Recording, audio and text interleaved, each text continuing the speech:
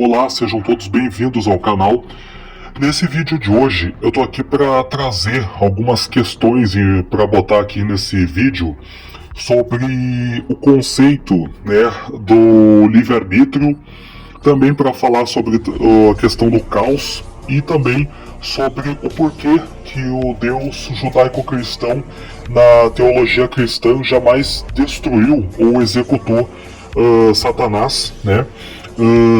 Para não ter a humanidade corrompida, né, que é a criação considerada a imagem e semelhança dele, né? Enfim, esse comentário eu encontrei ele na aba da comunidade no canal MD Mythology aqui no YouTube, onde o canal em si ele trata de mitologias de maneira geral, né? O que ao meu ver é um ótimo trabalho que o dono lá faz, um bom canal inclusive, eu recomendo até para quem tem interesse no tema.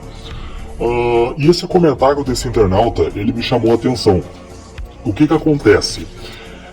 Essa questão do porquê que Javé jamais executou, né, Satã para salvar a humanidade, impedir a corrupção da natureza humana, a quebra de harmonia, né, como falam muito do pecado original no Gênesis, lá entre Adão e Eva, e a serpente do Éden lá que enganou Eva e Adão. Esse comentário ele tem me chamado a atenção por causa de alguns pontos, como vocês podem estar vendo aí no vídeo, que eu deixei aí, que o internauta levanta, né, esses detalhes curiosos. E é justamente desses conceitos que eu quero tratar aqui. Eu até fiz um textão, né, de fato, rebatendo, né, e objetando os pontos por trás, né, do utilizado no comentário dele. Entretanto, o YouTube, né, por não sabe sei lá o porquê, removeu o comentário, ou deixou invisível, mas o comentário tá lá, né? Só que, tipo, não parece que não foi visto por ninguém, nem mesmo por ele, até porque um outro internauta respondeu ele e, tipo, ele reviu só do internauta, mas o meu não ficou visível. Aí então eu avisei lá que eu tinha rebatido, né? Claro, eu não usei nenhum ad hominem, né? Nem falácia do espantalho, nem falácia do apelo ao ridículo. Eu simplesmente usei filosofia pura, lógica modal, né? E focando em questões metafísicas, ontológicas, né? E um pouquinho até de filosofia tomista, também para variar, né? Então, como não deu para fazer isso, tipo, expor pra ele lá, eu tive que pegar então e fazer esse vídeo aqui, né? Inclusive eu tinha prometido até que eu faria uma análise, mas isso já foi um tempo já, né? Esse comentário já tá de tempo, alguns meses já mais ou menos. Então,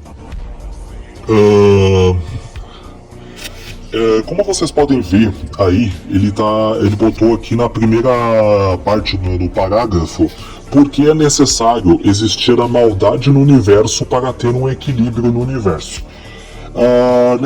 Na primeira e segunda linha, no primeiro e segundo parágrafo desse comentário, ele parece remeter muito a um conceito vindo da filosofia chinesa, que é aquele conceito do Yin e Yang, que inclusive refere-se muito àquele símbolo presente, né, na cultura chinesa, no taoísmo, né, como a gente conhece,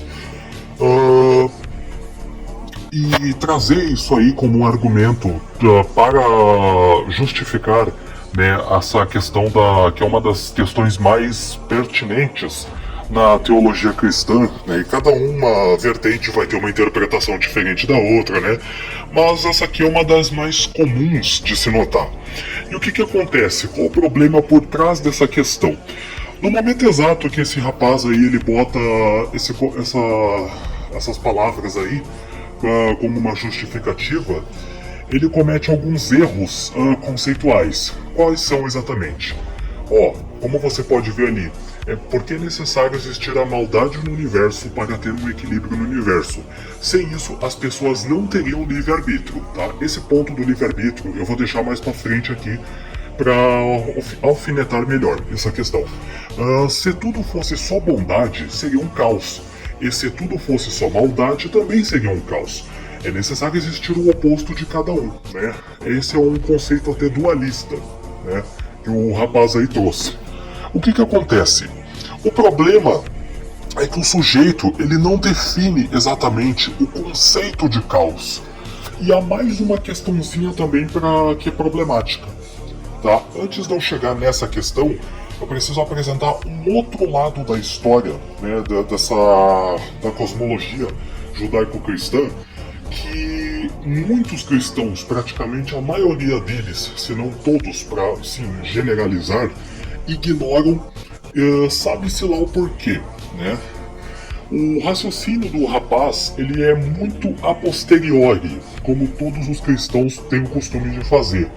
E isso é alguma coisa que até fica questionável. É sempre a posteriori que um cristão busca tratar dessa questão do porquê que Javé nunca destruiu Satã, ok?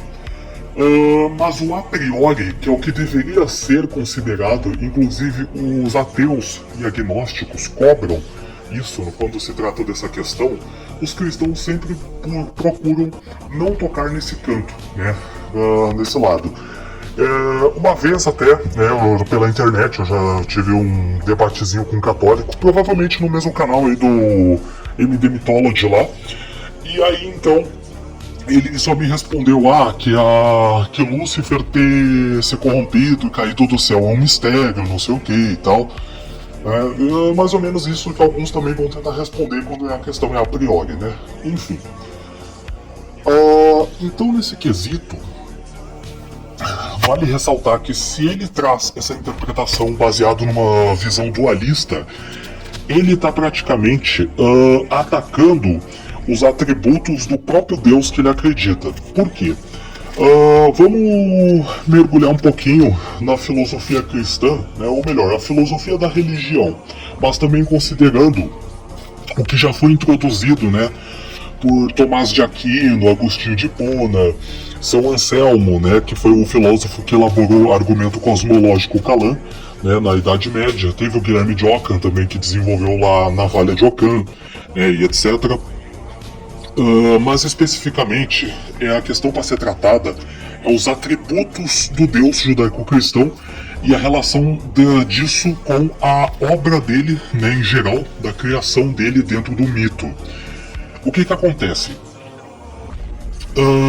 Se Javé, a per si, ele é ato puro, ele é metafisicamente ou ontologicamente pleno, ou seja, ele é onisciente, onipresente, onipotente. O onisciente tudo sabe, né? Ele sabe praticamente tudo, o saber dele é ilimitado, é absoluto e nada poderia fugir ao seu conhecimento, o que estaria além de todas as formas e manifestações de conhecimento da humanidade.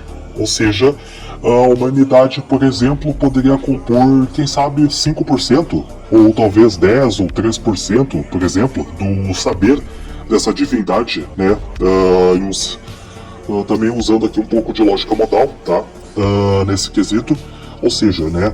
Seria, tipo, juntando todo o conhecimento de toda a humanidade, em todas as áreas do saber, poderia ser talvez uns 5%, né, do conhecimento desse Deus, né, do Javé, já que ele é considerado onisciente para praticamente todos os cristãos e judeus, muçulmanos, enfim.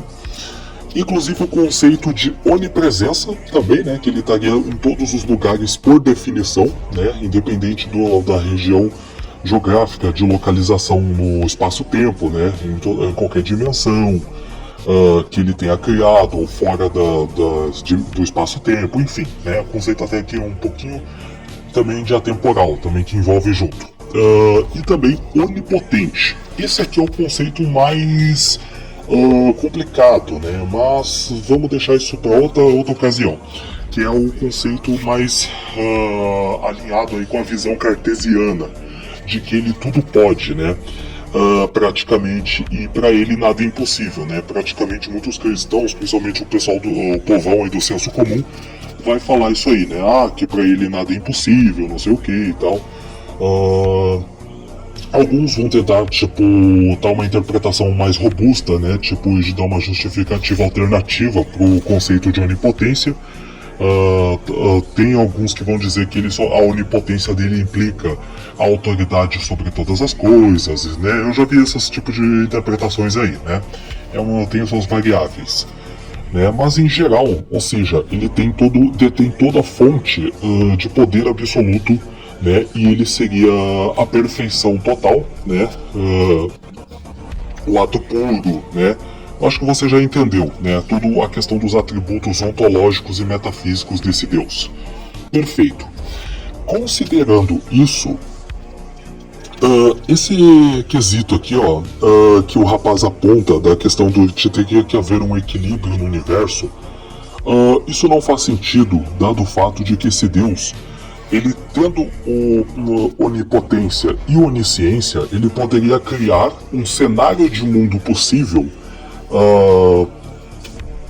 e poder anular, ou seja, ele detém o poder também, sendo onipotente, de manipular conceitos, de manipular essência, de ter uma capacidade absoluta de manipulação da realidade para que as coisas se tornem favoráveis para o seu plano, se ele visa o bem, né? Se ele realmente é benevolente. Obviamente, os cristãos também consideram esse Deus como um ser benevolente, como um ser justo, então tem essa questão.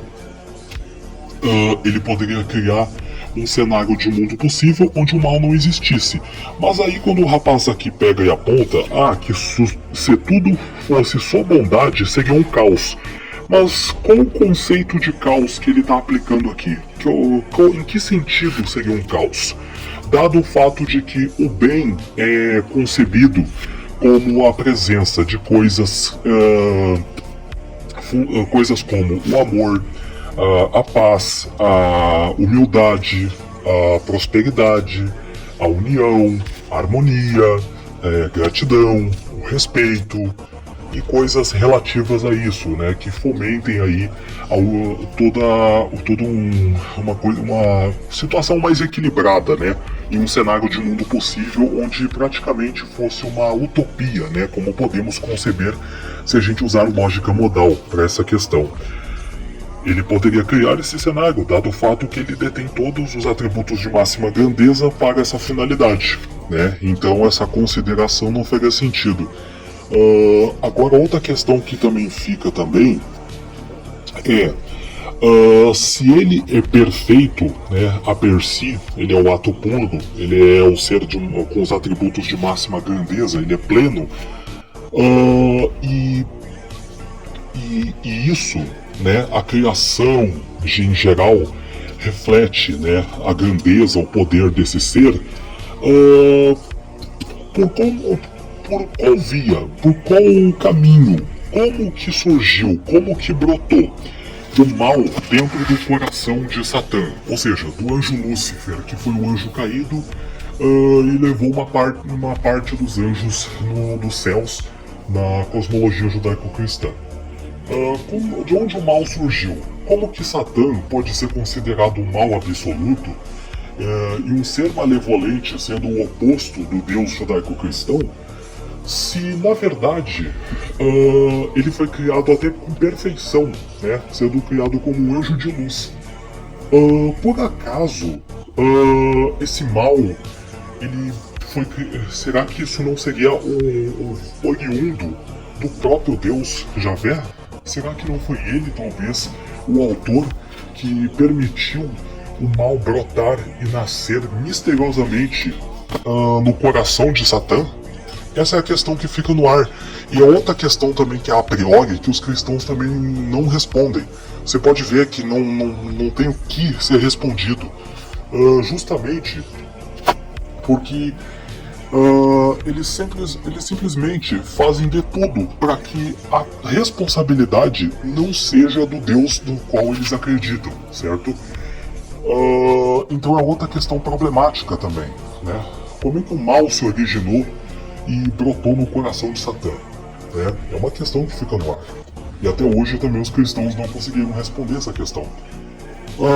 E outro ponto agora também que podemos tocar, inclusive, que o rapaz aí ele trata, é essa questão também do livre-arbítrio.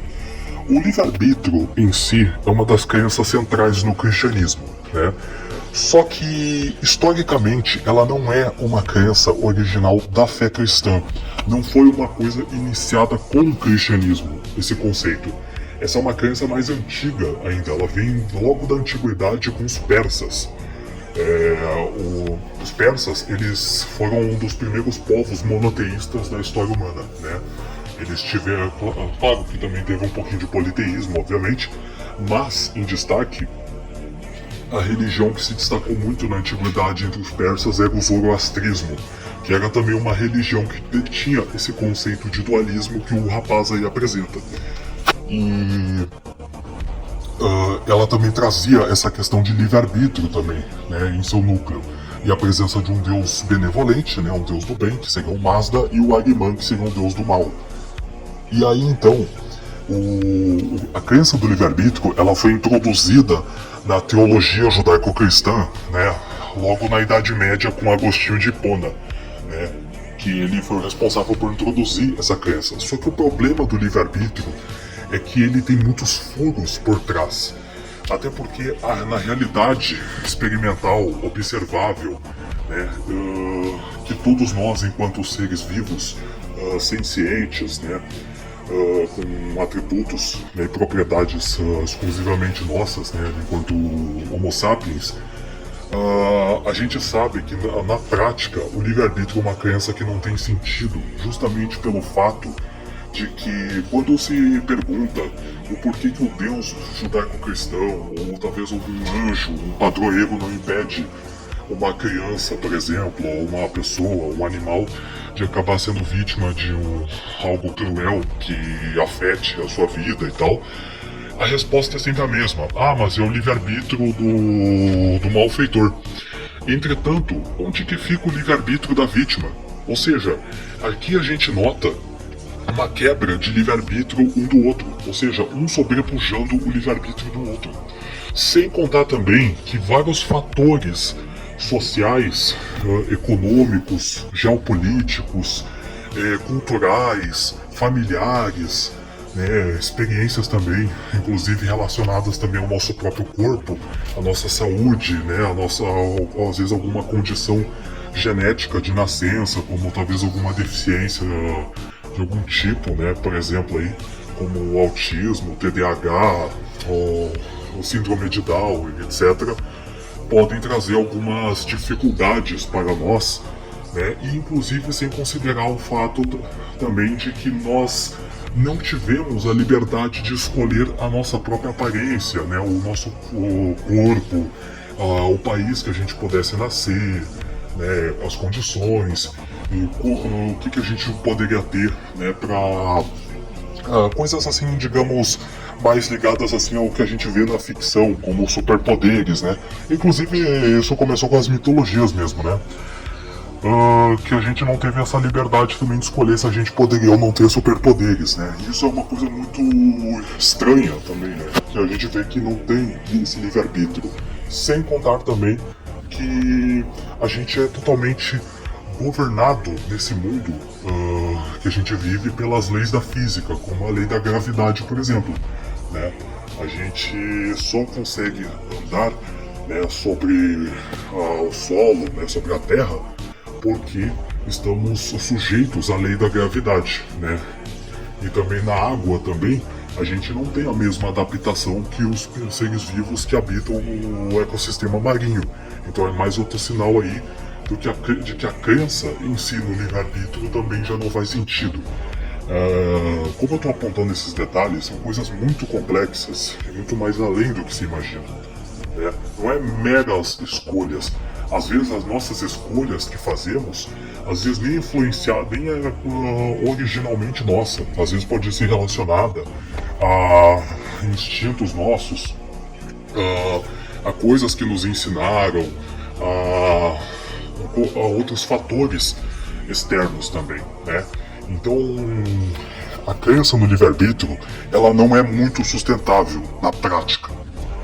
Há muitos impactos, né, que desmontam essa crença a per si.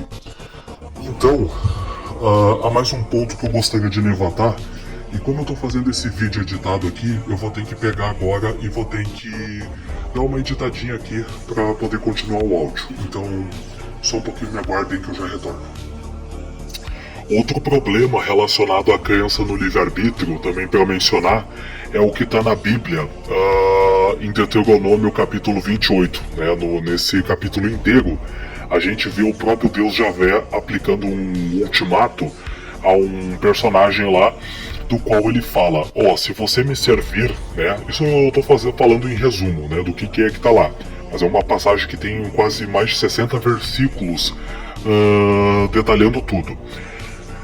Que se ele servir o Deus Javé, ele vai ter muitas maravilhas, né, muitas conquistas e muitas coisas agradáveis a ele, né, se ele servir e for um homem obediente ao Criador, né. Agora, se ele for, né, alguém que não queira servir esse Deus, logo ele vai ter uma série de formas de sofrer, de maldições, né, de tormentos, né, de tudo que é tipo de coisa ruim, que traumatiza, né, que faz mal de todas as formas possíveis, só por escolher não querer servir esse Deus. Aí então esse Deus ele quer aplicar esse ultimato. É aquela questão, ou você me serve ou você sofre as consequências, né? Mostrando aí que não tem, né, um respeito por parte do próprio Deus bíblico à questão da escolha, né, da sua criação. Né? Então o livre-arbítrio já não faz sentido. Sem contar também que, obviamente, né, a Bíblia ela se mostra muito mais determinista em questão do conceito de destino, né? Como o próprio livro de Apocalipse, né, que muitos cristãos trazem aí uma interpretação futurista, né, da Bíblia, e aí falam muito disso aí, né, que nos últimos tempos chegará a nova ordem mundial, o governo do anticristo, marca da besta e tudo mais, mas ainda ao mesmo tempo defende livre-arbítrio. Isso meio que se torna uma dissonância cognitiva no meio teológico, sabe? Isso não faz sentido. Outro ponto para tocar também, sobre a questão que eu falei dos atributos desse Deus, a razão pela qual não poderia haver falhas por trás da criação dele, ou seja, imperfeições, né, considerando também a quarta via de Tomás de Aquino, dos graus de perfeição, né, o que também já é algo bem paradoxal, né, dentre as 5 vias de Tomás de Aquino, é que, tratando dessas questões, se há falhas, né, e corrupção na própria criação, logo a começar pelo lado espiritual, né, já que os cristãos acreditam que o Deus deles é um Deus espiritual, ou seja, a origem dele, né, ou seja, o lugar dele em si é no mundo astral, né, que é o que todo esse conceito idealista, metafisicamente sobrenaturalista, apresentado pela religião, né, do lado espiritual, astral, enfim. E aí então, e se, né, o espiritual é superior ao natural, né, onde o natural apresenta imperfeições, se esse Deus ele cometeu algum erro na criação dele, já que de alguma forma o mal nasceu no coração de Lúcifer, onde o mesmo foi criado perfeitamente para ser um anjo perfeito pelo próprio Deus. Logo, se há falhas na criação, isso reflete também falhas do próprio Criador. Ou seja, não é falácia de falsa analogia comparar com algum engenheiro, ou um programador, ou um cientista, por exemplo, que comete um erro em seus projetos e trabalhos, né? Porque isso mostra também que o homem, né, quando cria, ele falha. Mas isso não poderia acontecer com uma divindade conceitualmente com atributos que são inalcançáveis humanamente. Logo, se esse ser tem falhas em sua ontologia e essência, logo ele não é onipotente, onisciente, onipresente, ou seja, ele não é perfeito, não é absoluto, e logo, por conta de todas essas falhas que literalmente destroem esse ser por inteiro conceitualmente, ele não pode existir em nenhum cenário de mundo possível, né? Então ele não é criador da existência, entende? E mais uma pergunta para tocar porque para provar que esse comentário não tem sentido, essa questão de cenário, né, onde tudo só fosse bondade seria um caos, como ele coloca na quarta linha do comentário dele, quer dizer então que o céu em si ele é um caos, porque tipo todos os conceitos do que se define como bom, como justo, como pacífico, etc., seria o reino dos céus, né, criado pelo próprio Javé, o que seria o oposto do submundo, né, do inferno, onde estaria Satã, né, e todos os outros príncipes do inferno, os 7 pecados capitais e etc. Ok. Então quer dizer que, com base nesse comentário no que ele está falando, seria então quer dizer que o céu e o inferno seriam equivalentes, mas com sentidos e causas opostas que levariam à mesma finalidade? Seria isso mesmo? É isso que eu tô entendendo? Vindo desse comentário? É uma coisa que não tem lógica, tá entendendo? Porque, tipo, a existência do mal em si torna caótico, mas o lado do bem, há ali uma ordem presente, né? A ordem, ou seja, existe como o oposto do caos. Só que essa questão aí de que ele traz essa interpretação dualista, ela já não tem lógica, tá entendendo?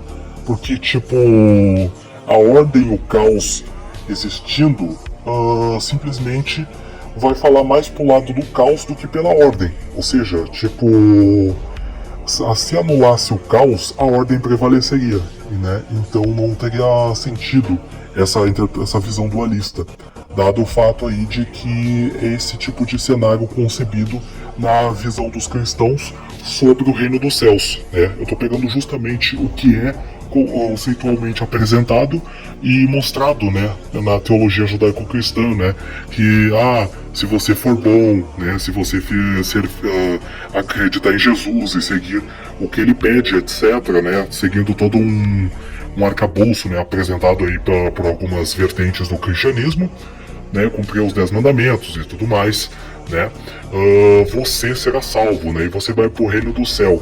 Mas aí, tipo, o sofrimento, o ranger de dentes estaria no inferno.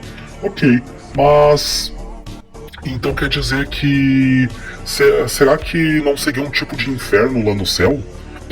Que tipo de coisa vai ter no céu, sendo o oposto do inferno? Né? É uma coisa que fica sem nexo, tá entendendo? Então era esse vídeo que eu tive pra fazer aí sobre esse comentário. Até a próxima e fui, pessoal.